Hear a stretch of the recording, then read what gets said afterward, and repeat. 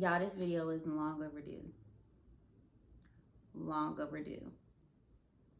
Because I have really done y'all a disservice in not talking about emotional eating for real up until this point. So here we are. Let's talk about it. So I have to be honest with you guys. I really believe that I've been an emotional eater my entire life. There's not a time that I remember having full conscious control over the foods that I'm eating when I'm stressed, when I'm overwhelmed, when I'm sad, when I'm anxious. Food is always there. If somebody doesn't answer the phone, food is there. And so it's an issue in my life that I've had to unpack, that I've had to study, that I've had to change and create some strategies around to overcome that battle, overcome that hurdle in my life, and not forevermore, for today, for this moment. And then in the next moment, I have to battle that again. So because it's something that I'm so familiar with, something that I've learned how to fail at, and something I've learned how to exceed or how to overcome, I really want to have a conversation with you guys about it. And yes, conversation. So please, at any point in this video, no matter when you see it, please drop me a comment, ask a question, let me know if it impacted you, because I know that emotional eating impacts so many people. It stops so many people from losing the weight that they want to lose. It stops so many people from living the life that they want to live. It eats at your wallet because you're ordering things on impulse that you don't even need. So we absolutely have to talk about it. But I'm going to be honest with you guys. I'm going to give you guys as much as I can right now in this moment. But the help that you need may be individual. The help that you need may be somebody to walk that journey with you, to help you be accountable. And I'm here to do that. I help a lot of my clients through some of these strategies and tips that I'm going to tell you, but so much more. I get to help my clients figure out the methods that work for them. I'm going to give you guys some general things, some really good tips that I believe in, but you really do need a team to help you get through it. You need people who understand this to help guide you. But enough of that. Let's get into today's information. So here's the truth. A lot of us have emotional or unconscious or subconscious, at the very least, eating patterns that sabotage our goals, sabotage our progress. They slip us into binge eating. They drive our need for cheat days from our diets that are very restrictive. It sends us into a spiral or a cycle that we need to interrupt badly. But here's the good thing. You absolutely have the power. You absolutely have the authority to overcome this emotional eating, this unconscious eating weight, this burden, this battle that you're fighting. You can overcome it. Now, I'm not going to tell you that it's easy, because it's not. But what I will tell you is that it's possible and that you're capable. Okay? So, what I want you to remember through this whole process is that what you eat, what you put into your mouth, is a decision. It is a choice.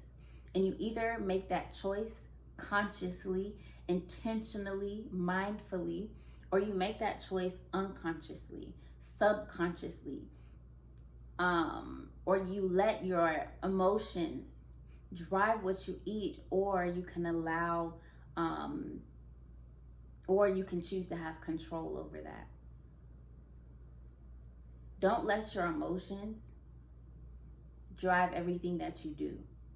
They're a signal that you're reacting to something, but they're not in control. You are. So be in control. And some of the ways that you can be in control include identifying your triggers.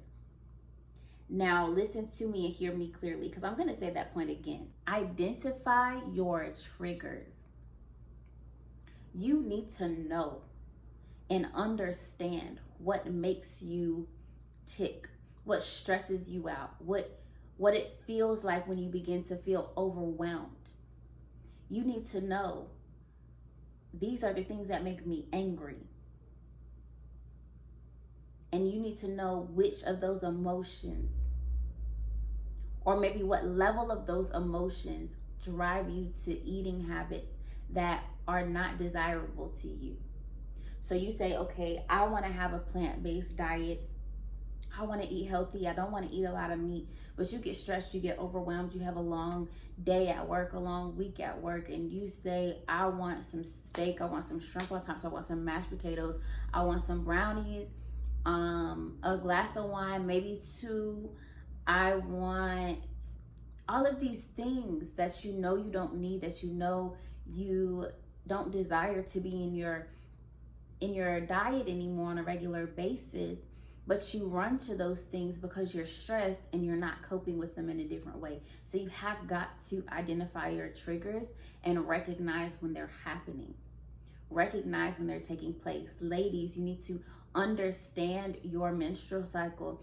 Understand when hormonal fluctuations are driving your cravings, so that you can say no to the things that your mind thinks it wants and say yes to the things that your body is actually craving in that moment. Sometimes that's food, sometimes that's sleep. But I'm getting ahead of myself. Let me slow down. So you can begin to identify your triggers by making a list. Like I said, these are the things that stress me out. When I'm stressed, these are the things that I want to eat. Write it down, make it plain for yourself so that you can recognize when it's happening better. Sometimes I recommend to my clients to use a tracker to track their mood throughout the day and their food throughout the day. You can track those things together. Okay, I'm about to eat breakfast. This is how I'm feeling at this moment. This is what I'm eating. I'm about to eat lunch. I'm feeling stressed. This is what I've chosen to eat.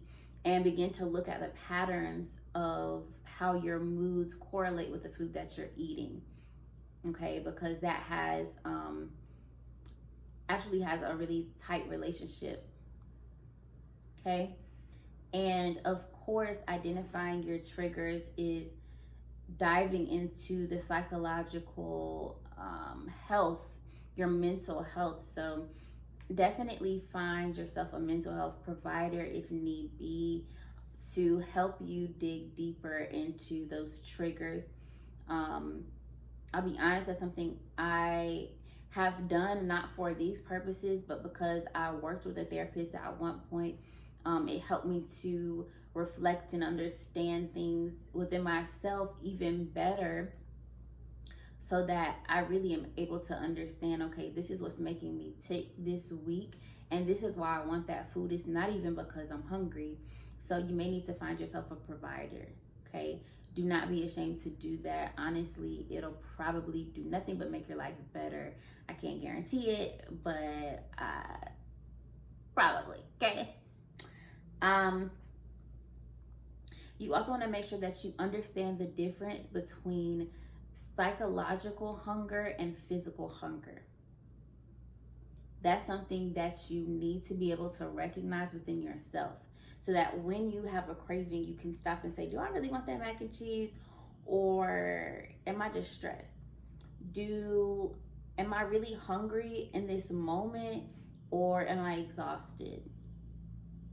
So you have to be able to distinguish between physical hunger and psychological hunger. I did another video on that, so I'm gonna link that in the description below, and it'll show up at the end of this video so that you can learn a little bit more about what physical hunger versus psychological hunger looks like, or emotional hunger looks like, feels like, sounds like in your mind, so that you can distinguish between that in that moment. Okay, so make sure you guys check that video out. And then the last thing that I want you to do is make a list of healthier alternatives to the food that you're craving when you are in an emotional hunger state. Okay, so let me tell you what that could look like. For me, I actually have a long list of things that I could do instead of eating the food that I know I don't want long term. I just want it in this moment because I'm feeling whatever emotion, I'm exhausted. For me, because I've picked up skating recently, that's a place of joy for me. I enjoy skating, putting on my playlist, and just skating. So if I get home from a long day working with patients, because sometimes working with patients, being in healthcare, if you're in healthcare, you know, some days you just have nothing left to give when you leave. So when I come home, I put my skates on. I put my skates on, I put on a playlist, and I just do my thing. It might be 30 minutes. Sometimes 30 minutes turns into an hour because I've just kind of transported myself somewhere else that's healthy. And then I can make better decisions after that. Then I don't order the food to go pick up because I don't know how long I'm going to be skating. So it's a healthier thing for me. Sometimes for me, that looks like taking my exhaustion and my stress to God in prayer and just lifting that up to Him and saying that this is His, you know, giving Him that burden that I know He can bear if I can't bear it, so that I don't have to go and eat and add another burden onto my pile, the guilt of overeating or eating something that I didn't want to eat, or eating something that I recommend my clients don't eat because I was stressed out and I wasn't making conscious eating, mindful eating decisions. So I give it to God. Sometimes I make a good glass of one of my favorite teas, and I just allow that moment of breath to happen in my life and in my space so that I can think clearly moving forward, and make better decisions with what I put in my mouth. Okay? So I want you guys to remember that this process is not easy, but it is this process is not easy, but it is possible. You can break that cycle of emotional eating. There are tools and tips and strategies for you to understand it that I've mentioned in this video. Some tips that will be in another video I'm making that will also pop up at the end of this video. You can leave that life behind and actually reach your goals. I promise you can do it because I've done it. And I struggle with it every day, every other day, I don't know. Often I struggle with it. So it is possible to make better decisions, to set in place better strategies so that emotional eating does not stunt your progress, does not stop you from being well when you know how to do those things, but you just can't seem to make that decision. And if you need help, please reach out to me. Submit a new client application, get started on my transformation journey so that you will achieve your goals. Hit me up, okay? All of the descriptions that you need, all of the links that you need will be in the description below. Thank you for watching this video. I'm rooting for you. Have a blessed day.